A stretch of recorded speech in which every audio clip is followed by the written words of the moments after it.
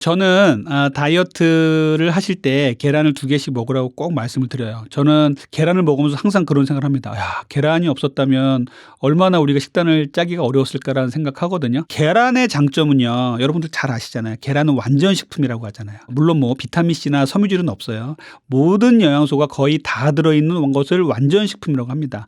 완전 식품을 먹는 것이 우리 몸에 정말 중요하겠죠. 이렇게 건강을 위해서 계란을 먹는 거 정말 중요하고요. 두 번째는요. 단백질 함량이 상당히 높아요. 그래서 헬스 하시는 분들이 계란 흰자를 먹는 거거든요. 계란 흰자, 노른자 다 합해서 단백질 함량 상당히 높고요. 보통 크기 계란 한 개에는요. 6g 정도의 단백질이 들어 있습니다. 그래서 이렇게 계란을 잘 드시면요. 단백질 섭취가 잘 되고 또 이제 세 번째는 단백질이 많다 보니까 또 포만감이 생겨요. 저는 뭐 계란 2-3개 정도를 아침에 꼭 먹는데 그렇게 먹고 나가면 정말 포만감이 점심때까지 지속되는 걸 많이 느끼거든요. 그래서 세 번째는 포만감 때문에 아주 좋은 다이어트 식품이 될 수가 있어요. 그리고요. 필수 아미노산들이 상당히 많이 들어있기 때문에 이제 완전 식품이라고 하는 것 중에서는 이제 필수 아미노산 얘기가 꼭 들어가거든요. 필수 아미노산이 들어가야 단백질 합성이 잘 돼서 근육도 늘려주고 그리고 대사를 정상화시켜 줍니다. 이 부분이 가장 중요하고요. 또 마지막으로는요. 조리 방법이에요. 계란은 여러 가지 요리로 조리할 수 있잖아요. 후라이를 할 수도 있고 계란을 삶아서 먹을 수도 있고 오믈렛으로 먹을 수도 있고 스크램블로 먹을 수도 있고 이렇게 해서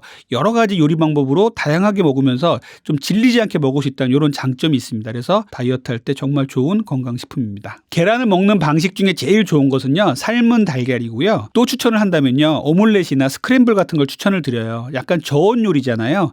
그런데 이제 계란을 후라이로 먹는 분도 계시죠. 후라이도 괜찮긴 합니다만 후라이를 할 때 조금 탈 수밖에 없는 상황이 되잖아요. 이렇게 탄 거를 먹으면 각종 발암물질도 생긴다고 돼 있고 또 당 독소라는 것도 높일 수 있기 때문에 계란을 후라이로 먹는 것보다는 삶은 계란이나 저온 요리로 오믈렛이나 스크램블로 먹는 것을 저는 추천을 많이 드리고 있습니다. 이런 탄수화물과 인슐린 이론 때문에 탄수화물을 극도로 억제하시는 분들이 계세요. 이런 분들이 주로 말씀하시는 것들이 이제 저탄고지 다이어트, 케톤 다이어트 이런 말씀들 많이 하시거든요. WHO에서 탄수화물을 하루에 이 정도는 꼭 먹어라라고 하는 것이 130g 정도거든요. 130g이면요. 공깃밥으로 한 공기 반에서 2공기 정도 돼요. 작은 공깃밥으로. 그런데 이분들은요. 탄수화물 함량을 50g이야, 30g이야 아주 극도로 줄이려고 애를 쓰고 있어요. 그러면은 물론 인슐린은 나오지 않겠죠. 하지만 이렇게 극단적으로 탄수화물을 줄이면 여러 가지 문제가 생길 수밖에 없습니다. 그래서 탄수화물이 왜 중요하냐면요. 우리 몸 중에 탄수화물, 그러니까 포도당만을 에너지원으로 쓰는 녀석이 있어요. 뇌하고 적혈구입니다. 그래서 뇌는요. 탄수화물이 정말 중요해요. 인간의 뇌가 진화 과정에서 커감에 있어서 이 탄수화물이 정말 중요한 역할들을 많이 했거든요. 그러다 보니 우리 뇌는요. 탄수화물만을 에너지원으로 쓰다 보니까 탄수화물에 대한 탐닉이 있는 거예요.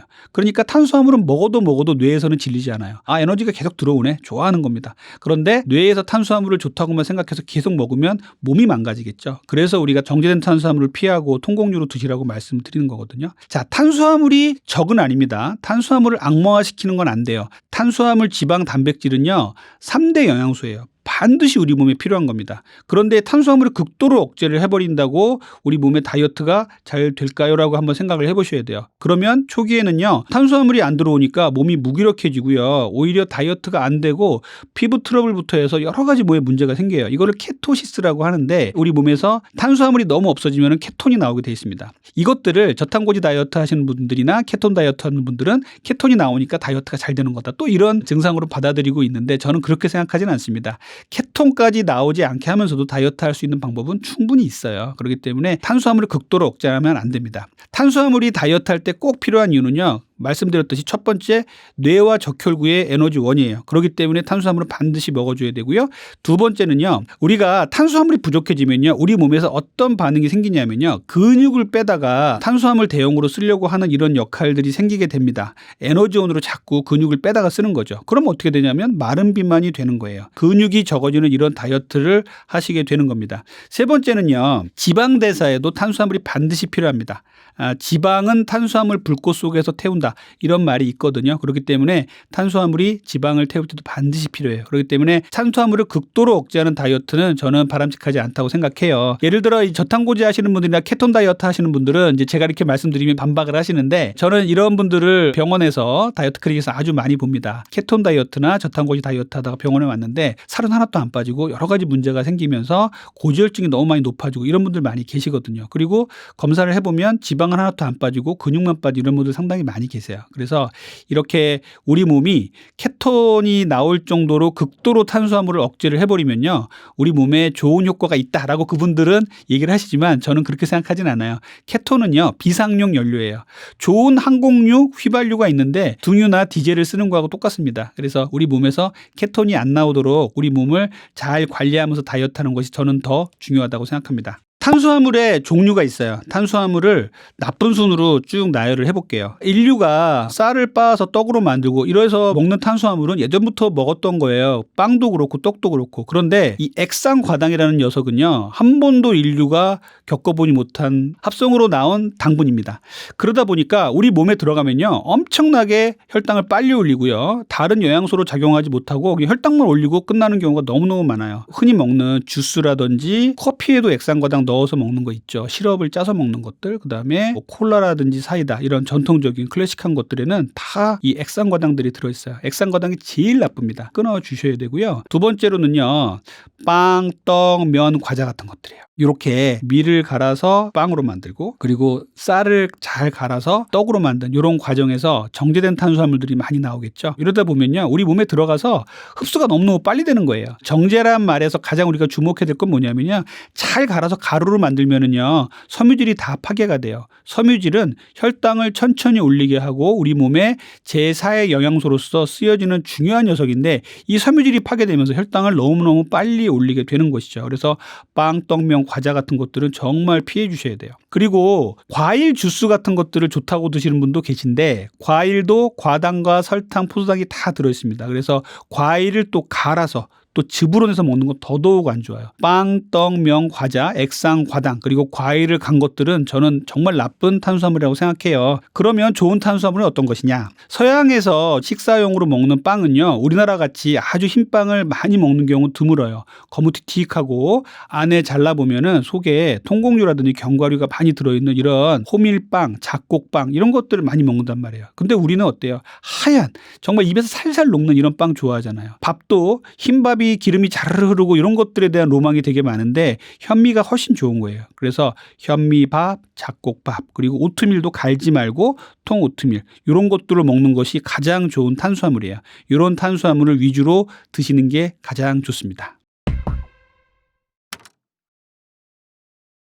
저는 하루의 식사 중에 아침 식사를 정말 중요하게 강조를 많이 드려요. 왜 그러냐면요. 밤에 공복 상태를 한번 생각해 보세요. 우리 몸에 아무것도 음식이 안 들어오니까 혈당 수준이 잠잠합니다. 그러다 보니까 인슐린도 할 일이 없으니까 잠잠해요. 췌장이 쉬고 있단 말이에요. 이 잔잔한 호수에다가 큰 바위돌을 던지는 게 있어요. 뭐냐면은 일어나자마자 흰빵을 구워가지고 거기다가 주스하고 같이 먹는 것. 이런 것들은요. 혈당 수준을 아주 많이 올리게 될 수밖에 없어요. 그래서 공복 시의 첫 끼를 혈당을 올리지 않는 게 정말 중요합니다. 자, 여러분들 집에서 아침에 출근하는데 안 좋은 소리 듣고 나왔어요. 그러면은 회사에 가서 작은 일에도 괜히 화가 나고 잘 풀릴 일도 하루 종일 안 풀린다 이런 말씀 많이 하시잖아요. 그게 왜 그래요? 아침에 화가 난 상태로 나오면은요. 작은 일에도 신경이 예민해지고 또 화가 나고 아 내가 왜 그랬을까 또 자책감이 들고 또 화를 내고 이게 반복되는 거잖아요. 혈당도 마찬가지예요. 아침에 혈당 스파이크를 만드는 정제된 탄수화물을 먹고 나가면은요. 오전 10시 11시 정도가 되면 혈당이 뚝 떨어져요. 그러면서 우리는 또 배가 고프죠. 그러면은 손에 잡히는 게 초콜릿이나 과자 이런 것들밖에 없으니까 또 이것을 먹고서 혈당이 또 올라갑니다. 그래서 혈당은 하루 종일 반복될 수밖에 없어요. 점심에 나가면 또 평소에 먹던 아주 건강한 식사보다는 달달한 게 먹고 싶어요. 점심 먹고 나오면 또 혈당이 올라갔다가 뚝 떨어지면 점심 이후에 식곤증이 심하게 오다가 오후 3, 4시 되면 또 배가 고파서 또 간식을 찾습니다. 하루 종일 반복되는 이 혈당 스파이크를 만들지 않으려면 아침 식사를 단백질 채식 위주로 드셔야 돼요. 그러면 아침 첫 끼에 가장 좋은 식사. 한국식 식사를 하신다 그러면요. 현미에다가요. 풍부한 해조류 그리고 나물류, 생선류라든지 고기류 같은 거 같이 먹으면 좋겠죠. 거기다 같이 드시면 좋은 멸치볶음이나 김을 곁들여 드시면 좋습니다. 그런데 밥이 아니고 다른 걸로 바쁘니까 간단하게 먹을 수 있는 게 있느냐라고 묻는 분들이 많이 계셔서 제가 항상 말씀드리는 게 아침에는요. 기억하세요. 제일 중요한 거는 계란 2개입니다. 그래서 삶은 계란을 미리 만들어 놨다가 아침에 급하니까 까서 소금에 찍어서 먹고 나간다. 꼭 생각을 해주세요. 아침에 계란은요. 다이어트를 잘 되게 해주고 포만감도 오래 지속하게 해주는 아주 중요한 식품이에요. 두 번째는요. 콩류예요. 콩류는요. 결국은 저항성 전분이라는 탄수화물이 들어있는데 혈당을 많이 안 올리는 성분이 들어있어요. 그래서 이렇게 저항성 전분이 많이 들어있는 콩류를 좀 많이 드셨으면 좋겠고요. 콩은 다양하게 요리가 가능하잖아요. 그래서 콩을 대두 자체로 먹을 수도 있고요. 그다음에 낫또로도 먹을 수도 있고 두부, 그다음에 비지, 무가당, 두유 같은 것들로 만들 수가 있어요. 무가당 두유 같은 것들을요. 잘만 고르시면 이 탄수화물을 극도로 억제하면서 만들 수 있습니다. 탄수화물을 10g 이하, 5g 이하로 만드는 이런 무가당 두유들이 있으니까 이런 것들 찾으셔서 아침 식사로 드시면 상당히 좋겠어요. 세 번째는요. 무가당 그릭 요거트예요. 무가당 그릭 요거트는요. 상당히 좋은 유단백을 섭취할 수 있는 방법이에요. 그릭 요거트는요. 그리스 연안 지중해 지역에서 전통적으로 먹던 요거트를 만드는 방식에서 나온 거예요. 우유를 오래 방치해 두면 위에 맑은 부분과 아래 꾸덕꾸덕한 부분으로 분리가 되는데요. 맑은 부분을 유청이라고 하는데 유청을 버리고 아랫부분만 이용해서 여기에 유산균을 투여해서 다시 한번 끓여서 만든 게 그릭 요거트입니다. 그릭 요거트 드셔보신 분은 아시겠지만 꾸덕꾸덕해요. 그래서 그릭 요거트는 농축된 단백질입니다. 같은 양을 먹어도 아주 농축된 단백질, 유단백을 먹을 수가 있어서 이것이 장점이고요. 유청이 분리되어 있기 때문에 유당불내증 같이 우유 먹고 설사하시는 분들도 일부 그릭 요거트는 안전하신 분도 많이 계세요.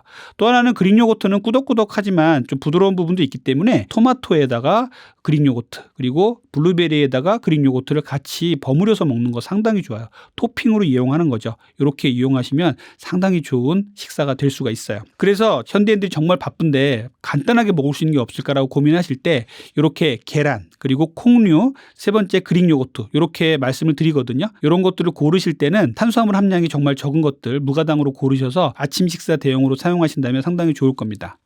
네, 오늘 아침에도 이렇게 먹고 나왔습니다.